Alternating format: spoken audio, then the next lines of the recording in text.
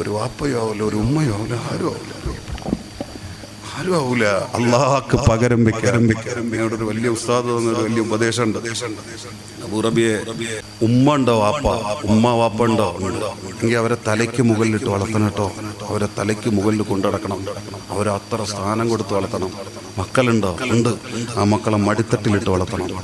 അവരെ ഓമനിച്ച് വളർത്തണം. ആ മക്കളെ ഇപ്പം ഈ ചെറുപ്രായത്തിൽ അവരെ ഓമനിക്കാൻ പറ്റും. അതുകൊണ്ട് മടിത്തട്ടിലിട്ട് മക്കളെ വളർത്തണം. ഭാര്യ ഉണ്ടോ? ഉണ്ട്. ആ ഭാര്യ കൈവെള്ളയിലിട്ട് വളർത്തണം.